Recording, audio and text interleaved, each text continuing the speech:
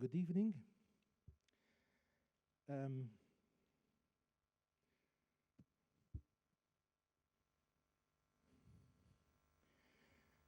Giuseppe Muscat Zoppardi's 1881 novel, Vicu Mason, starts with a horrifying graphic scene of a man, Vicu Mason, stabbing his wife, Giannina Fiteni, 20 times, while she holds their newborn son close to her bosom to protect him. Mason then leaves his wife on the ground, still holding the baby, as she bleeds to death. This is one of the first cases of femicide narrated in our prose, possibly the first case narrated of a man killing his wife.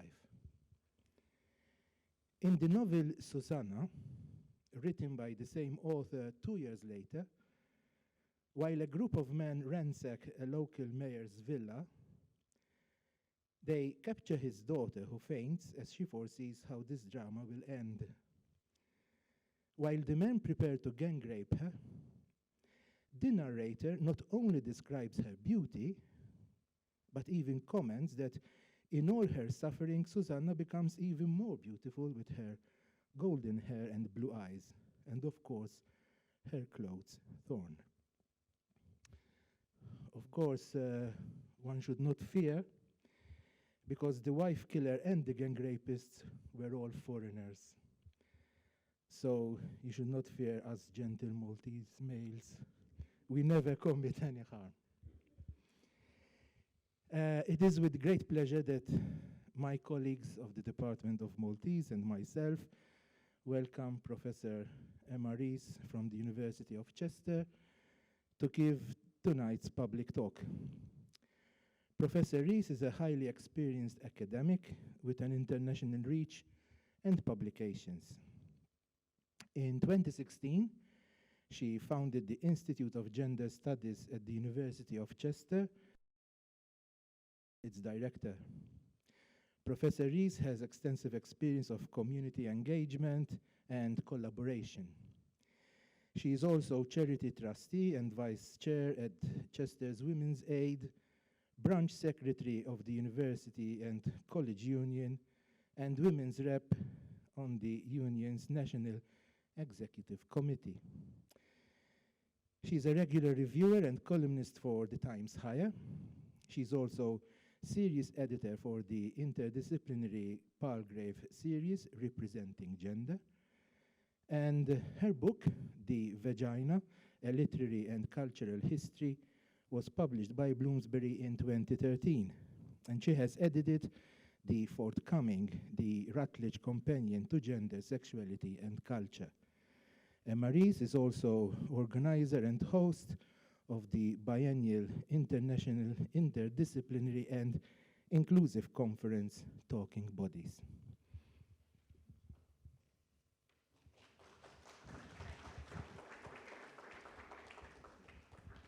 After the talk, there will be time for members of the public to make questions or comments. And what we will do, so that we won't have the mic roving, you will ask the question or make the comment, and Emma will repeat it, because we are filming this talk and we will be uploading it at the Department of Maltese YouTube channel. Thank you for that lovely introduction. 2 things you need to know about me. The first is that when I do public talks, I go very, very pink. So if you're feeling chilly or cold, there will be warmth exuding from the stage to keep you warm. The second is that I'm incredibly clumsy, and there's a little drop here in front of us, so there will always be that possibility, that potential for jeopardy. Is she going to tumble off the stage, or is she not? So that should keep you on your toes. I want to start with some thanks, primarily to Dr. Emmanuel Missoud for inviting me here. It's a visit that was delayed, as so many of our plans were, by the pandemic. I want to thank the people, too, who got this room ready for us. Floors don't just sweep themselves, rubbish bins don't just get emptied, and the tech people, especially Daniel, who are working incredibly hard to make this possible. I want to thank Ramona Abdia Lauro and Chris Bazina because they worked really hard on the sort of logistics of this trip, and all of you for coming along this evening when I know people have a kind of anxiety about congregating still, but also there are so many demands on all of our time, so to choose to come here is really lovely. I'm planning to talk for about 45 minutes. You can give me subtle gestures like if I'm going over 45 minutes because, yeah, that won't be fair. It's a really special trip for me because, like so many of us, there have been 2 years where I haven't been anywhere. And it's been a very strange time. Politically, it's been a really strange time, and the world obviously is in a fairly parlous state. During lockdown, my husband Richard, who I'd also like to thank, who comes on all of my foreign trips, suddenly he's available if I get asked to speak in Florida, Austria. He's always free. It's so selfless of him. He's here today as well.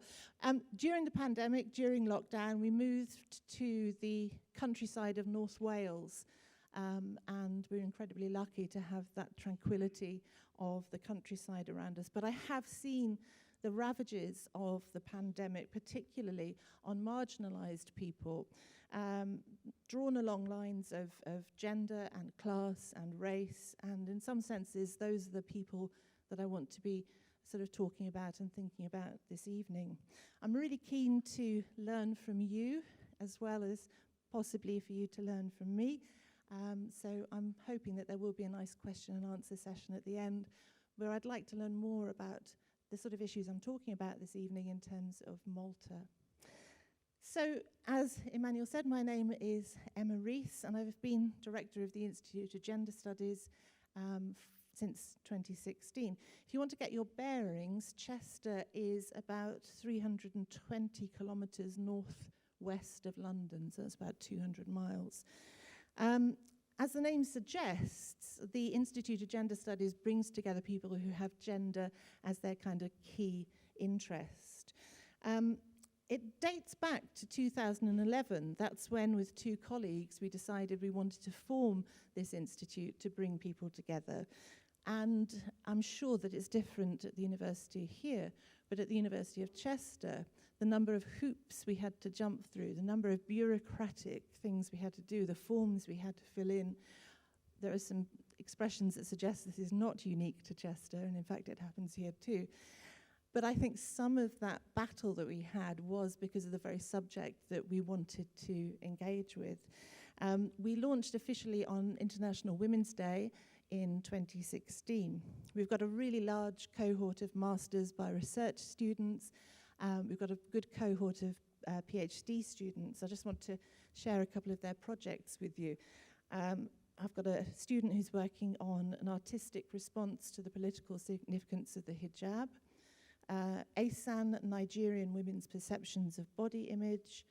Historical women as role models for today's feminists. Women, contraception and reproductive rights in working class fiction. Queering the dominant pregnancy script, and the abject female body in television drama. Now, as Emmanuel said, I've got the Routledge Companion to Gender, Sexuality and Culture coming out this year. The reason I'm mentioning it again is because hitting send on that was the most glorious moment. I tend to have this habit of falling desperately in love with projects at the beginning, and then slowly as the projects go on and I have to do the really, really hard things, suddenly I have lots of other jobs to do elsewhere, but it's done. It's got 37 new essays, it's 250,000 words long, and the Word document was 634 pages. So pressing send felt wonderful. Dr. Masood also mentioned the Talking Bodies conference. We've got our 10th anniversary one next year, which will be hopefully really exciting and hopefully in person. We don't just have academics, we have activists and practitioners as well, and it's a really democratic and equal conference. We don't use titles, for example. So we have postgrads chatting quite happily to tenured professors, and neither of them, unless they choose to discuss that, know that there's that hierarchy. The focus is so much more on what people do, how activist they are, rather than what or who they are. And it's certainly about more than some of the odd things that come with academia. I want to broaden the discussion then to think about how our two island nations, so the United Kingdom and Malta, struggle with structural and systemic inequalities. And I want to start by having a think about gender studies, obviously a subject that's very close to my own heart, in the news. These very recent newspaper headlines tell us a bit about how the narrative's shaping up. This is from a newspaper called The Spectator. You can just about see its name in the top corner there. It's a right-wing publication. And you may have thought that the ills of the world were to do with economic inequality, disenfranchisement, systematic rollback of rights for minority people. No, the cause of all that harm is gender studies, according to Raquel Rosario Sanchez, who's a right-wing commentator. It seems very odd, but actually it's part of a pattern of people critiquing my discipline. Here we can see why we need to pay attention to Wyoming. It's not somewhere that I could probably find on a map, and it's certainly not somewhere I previously gave much thought to. But the gender studies debate, such as it is, I'm not sure it is a debate, is a microcosm of dominant right-wing views about education, about supremacy, and about privilege. I particularly like the comment underlined in red here, that gender studies is an ideologically driven program. Yeah, it is. In our commitment in doing gender studies to see through the sort of facade of equality, gender studies scholars and activists are deeply ideological. We do away with antiquated notions of scientific or political objectivity, because every researcher brings some sort of baggage, personal and ideological, to the table. The difference is that some just pretend that they don't. And again, in Wyoming, we have a similar phrase here, that gender studies imparts a sense of grievance. Again, yes, that's what we do. And that is about how just about every social justice movement began with people coming together and expressing, imparting a sense of grievance. So my suspicion is that commentators like this don't really understand what gender studies is as a discipline or what it does. And the headlines, of course, are symptomatic of the pushback against gender studies that began in Europe, really, with Viktor Orban's attack on the CEU, which is the Central European University in Hungary. And I note with dismay that Orban has just been re-elected. And in his victory speech, if you want to get a measure of the man, he called Vladimir Zelensky an opponent. But I digress. And also in Turkey, we saw that President Erdogan stopped some researchers doing their work in some subjects like gender studies. Some were removed from post, some were imprisoned, and Erdogan's trying to move towards gender-segregated universities. This is something that we have to continue to fight. So what is it that gender studies is or does that is so terrifying to these right-wing commentators? I think to understand that, we need to look at a sort of cognate field of critical race theory. And critical race theory has become a sort of political football for those who have a specific right-wing agenda and those who also attack gender studies. We can see all sorts of parallels between the attacks on CRT, critical race theory, and gender studies. I'm sure many of you know this, but really CRT originated with Derek Albert Bell. He died in 2011, and it's this foundational book that you can see here, Race, Racism and American Law, that is still absolutely worth a read. He was one of the sort of forefathers of CRT. If we want to see the sort of confluence of critical race theory and gender studies, we don't need to look any further than the current US Senate confirmation hearings of Joe Biden's nominee for the Supreme Court, a woman called Ketanji Brown Jackson. And we can see how CRT and gender studies are both at play there. Jackson is an attorney and a former federal judge, and the grilling, the interrogation that she received recently in those confirmation hearings came primarily from somebody who's got form, Senator Ted Cruz. Cruz and his fellow Republicans, again the usual suspects, so Mike Pence and Marco Rubio, they interrogated Ketanji Brown Jackson about critical race theory specifically. And we saw from those slides about Wyoming how CRT is so important in terms of American right-wing ideology.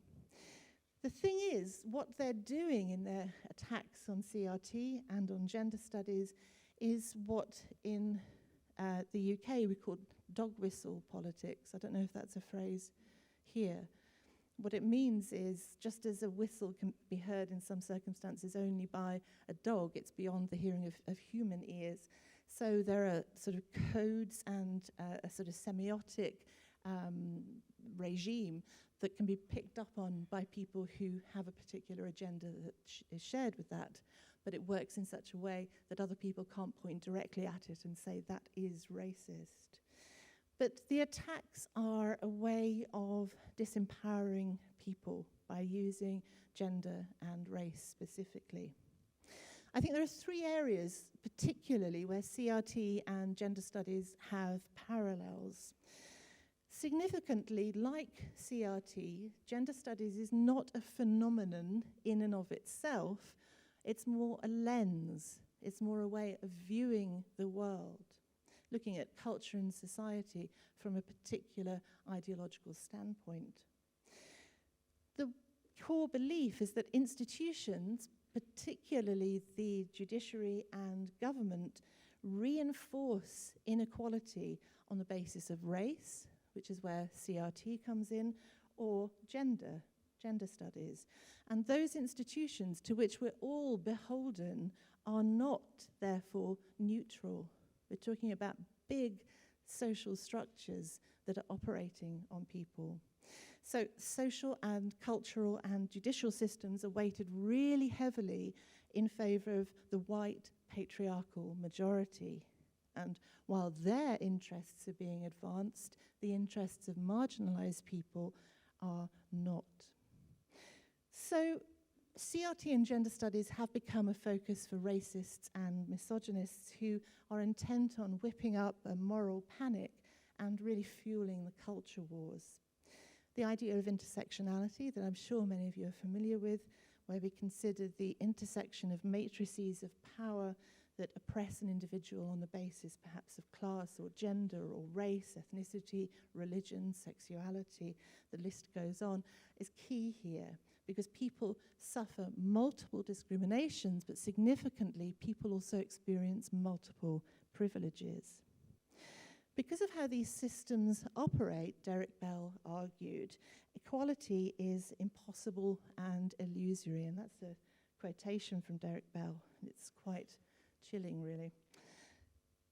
If we look to the work of Patricia Hill Collins, we can see how she developed Bell's model and argued that it's solidarity.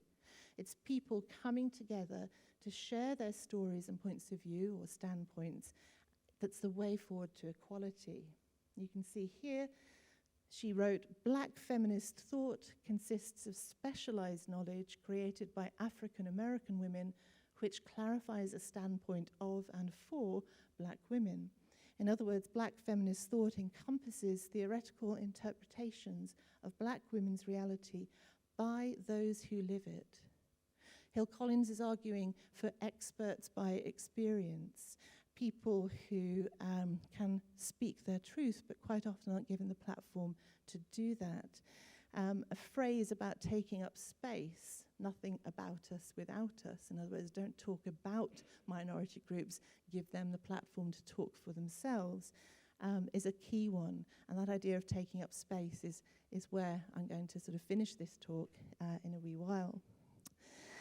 Another angle of attack on Brown Jackson, it won't surprise you to know, came from the white Republican senator, you can see pictured here, Marsha Blackburn. Now, Blackburn said to Jackson, "Can you define a woman?"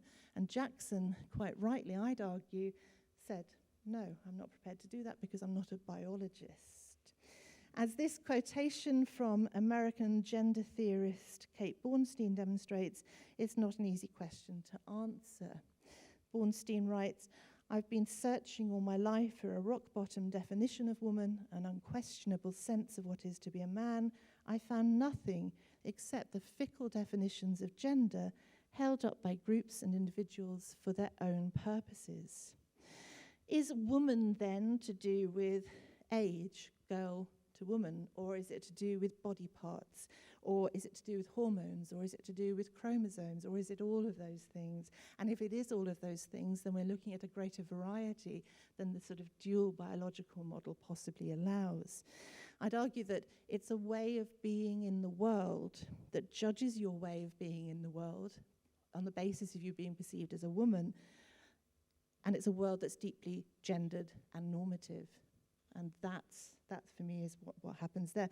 If you've been following the vitriolic exchanges in UK academia, but also spilling out into UK culture more broadly, there is a very virulent strain of anti-trans activists who call themselves feminists, and it is destroying feminism from the inside out, I'd argue. But we can talk more about that in the questions and answers if you wish.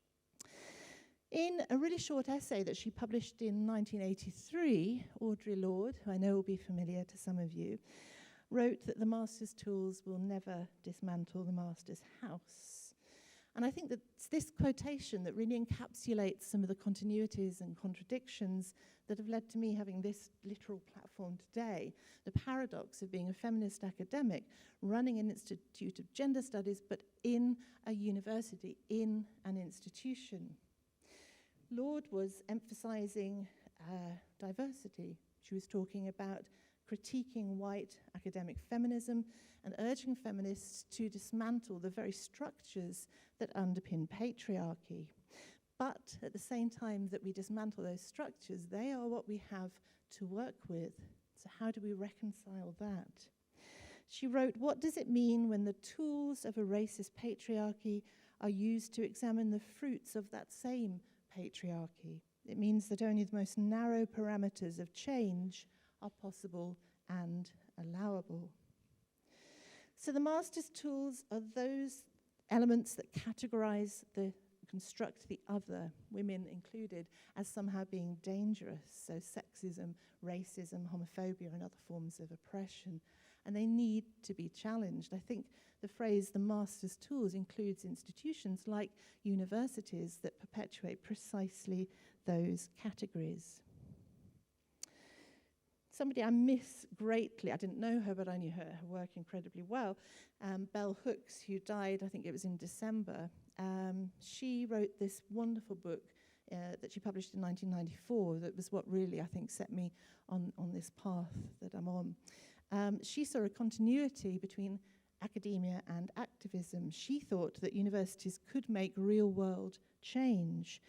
She said that the classroom remains the most radical space of possibility in the academy.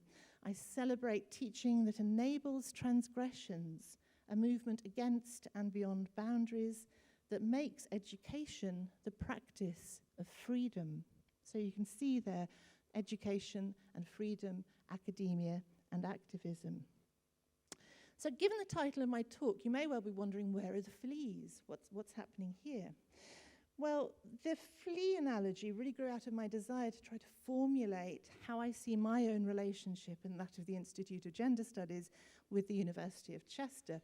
But we can broaden it out to think about how gender studies, in its unapologetically political drive for equality, exists in a fundamentally uneasy relationship with its host. That is, with any institution, which is precisely the sort of institution that it wants to alter.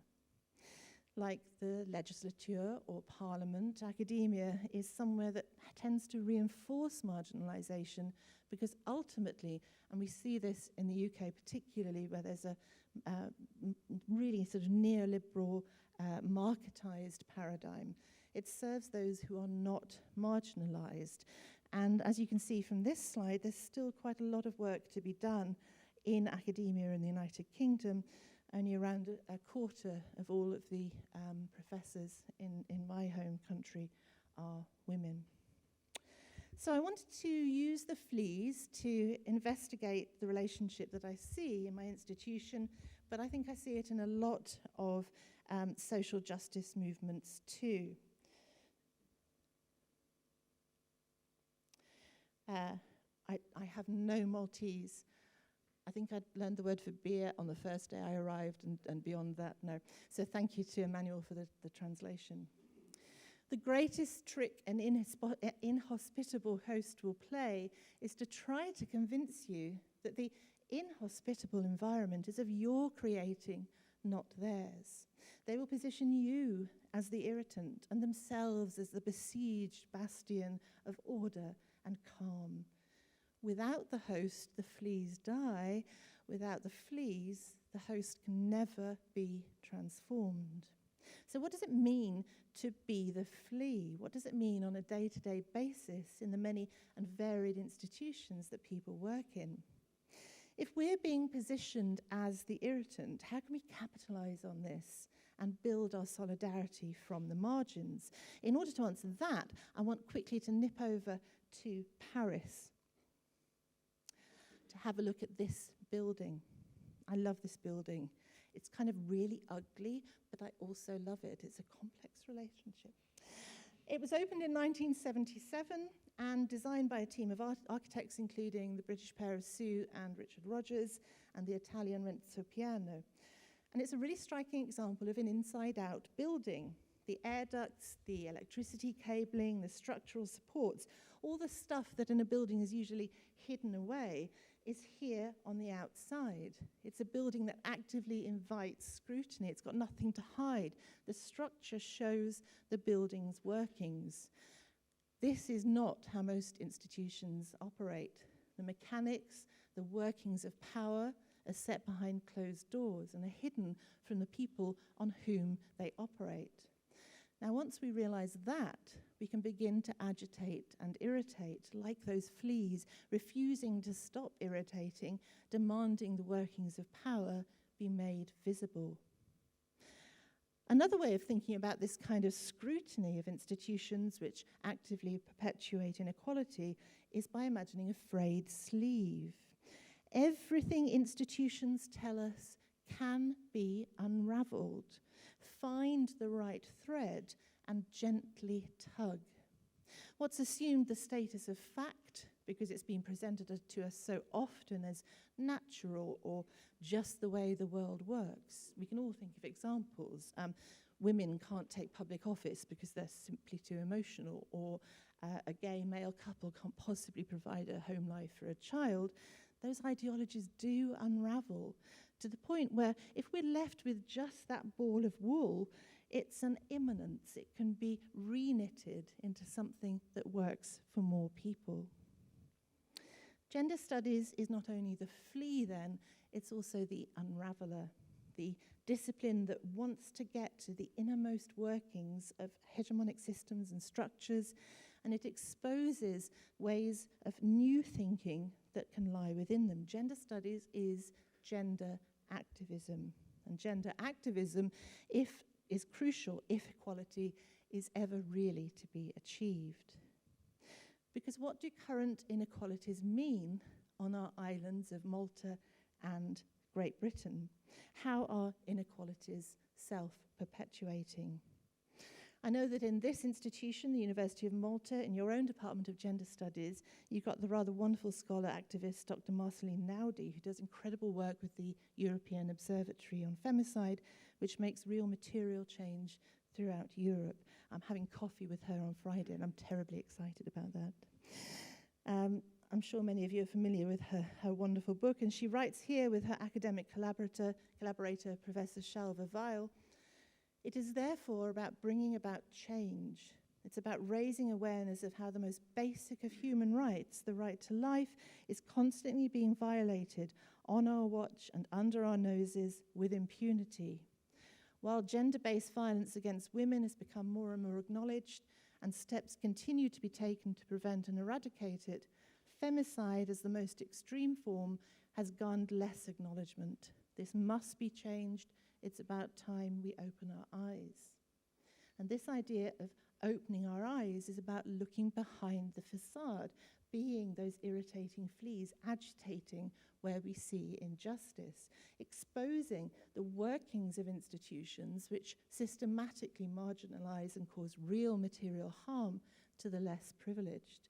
And remember, privilege is also systemic and structural because it's perpetuated by the people in the oppressive institutions because it serves their interests. A shortcut into seeing just how deeply ingrained normativity is and how uniformity and conformity operate to maintain the power of some over others and the tricks they'll play in attempting to gaslight us into thinking that we're the ones who are in the wrong around critical race studies and gender studies, for example, we have only to look at where the real power lies, in government. Look at the lineup here. There'll be some familiar faces to you here. Look at the conformity, look at the gendered messages that are coming from here. In those terribly cringy G7 photo shoots, don't they look relaxed? You can also see that there's a real uniformity here. These are the people that are making those decisions. This is where the real power lies. The fleas need to remind the dogs of their presence and their collective power.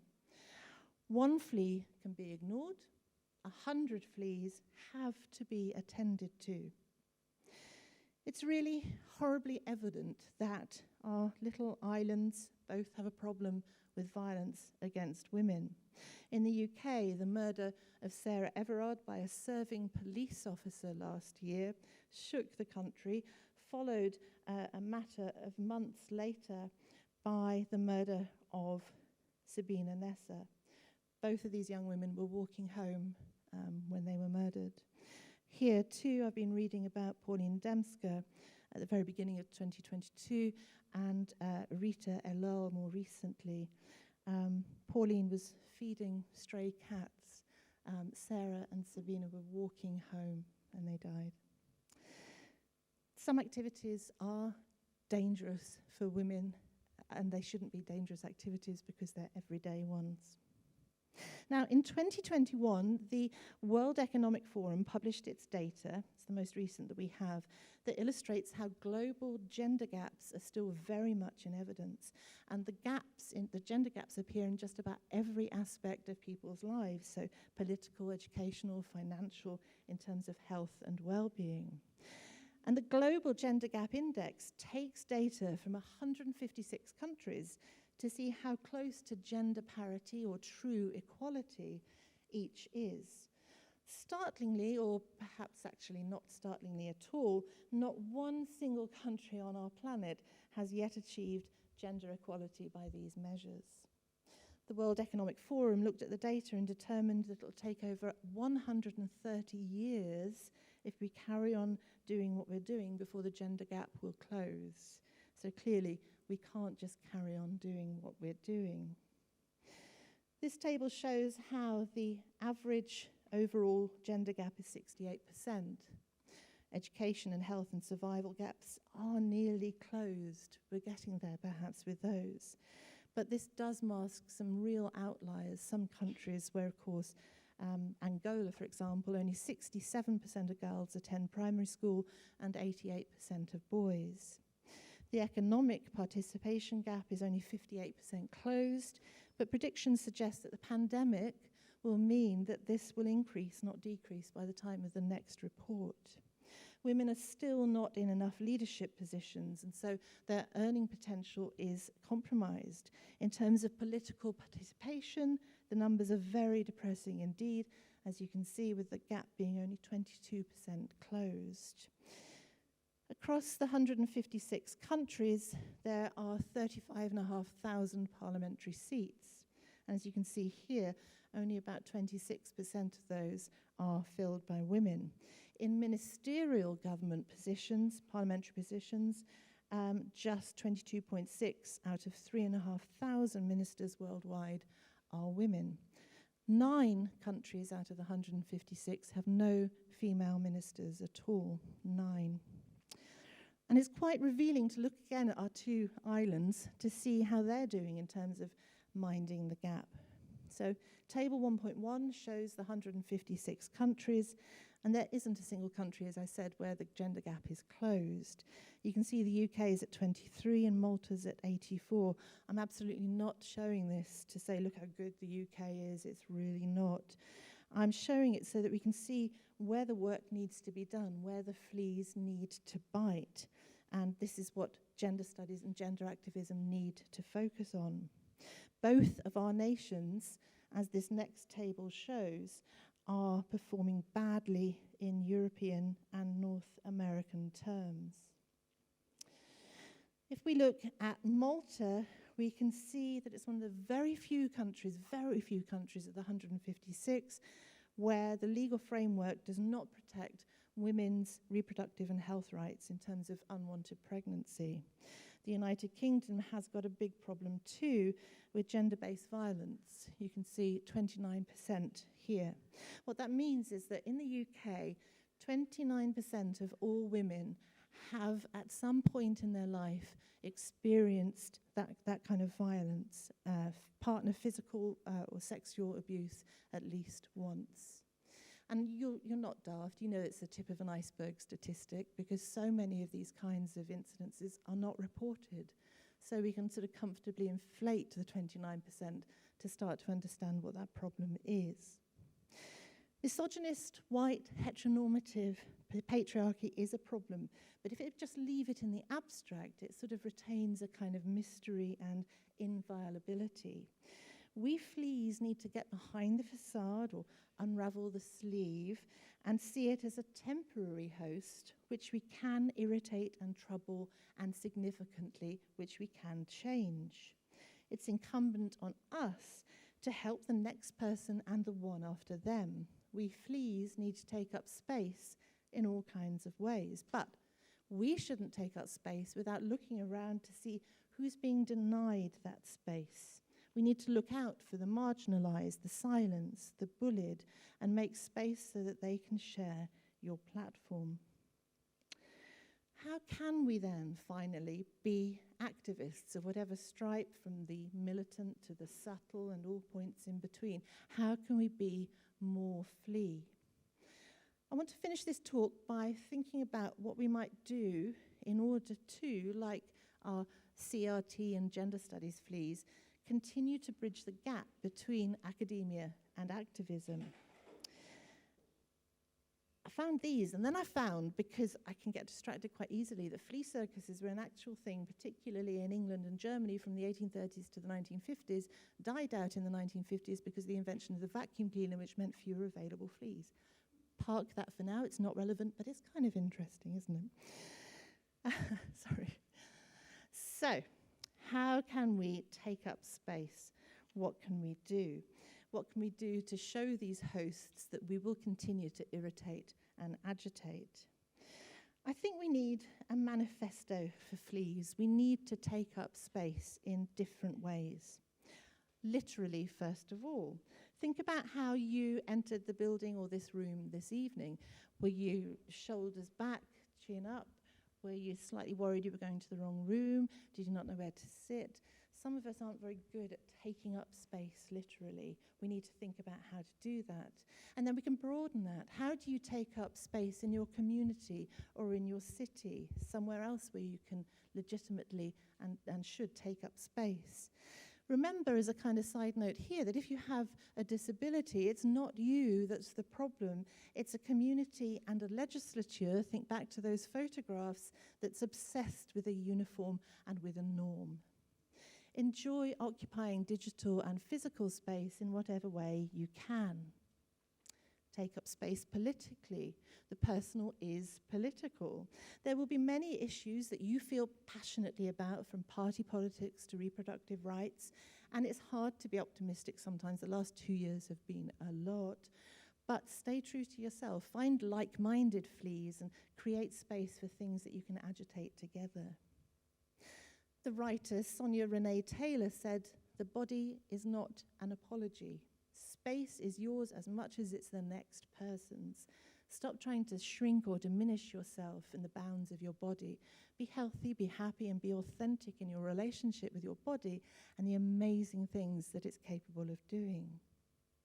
Take up space linguistically. Have you ever felt as though you'll just explode if you don't say something, but you're too afraid to say it, or, God damn it, somebody else says it before you get a chance to? It serves some people's interests for us to stay quiet.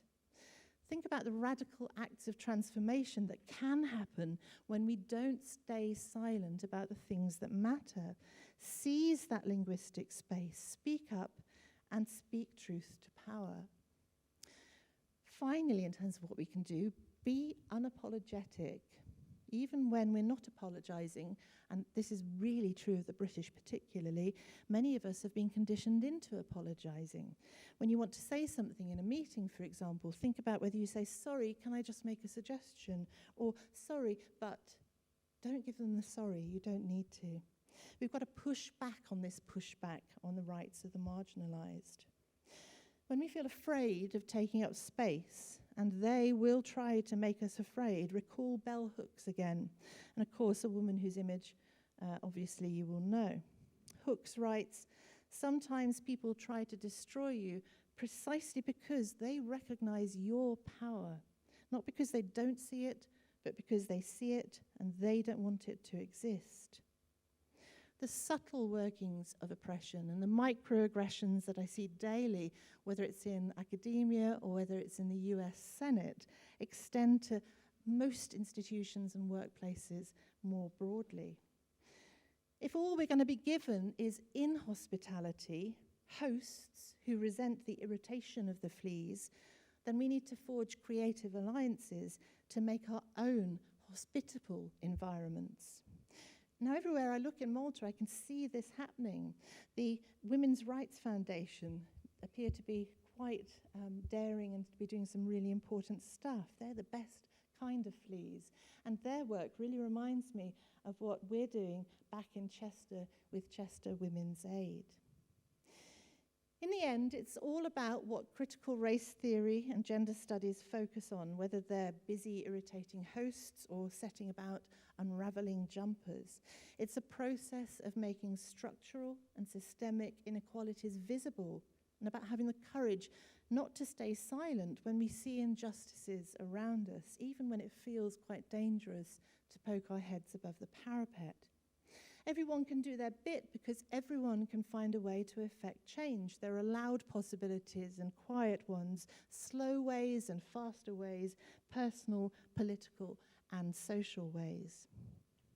Remember what I said a few minutes ago. The fleas need to remind the dogs of their presence and their collective power. One flea can be ignored. 100 fleas have to be attended to. We need to be those fleas on the dog's back, making him itch, irritating him, secure in the knowledge that if enough of us, all biting the same host, all irritating and agitating at the same time, if we're all doing that, we won't be able to be ignored. Thank you.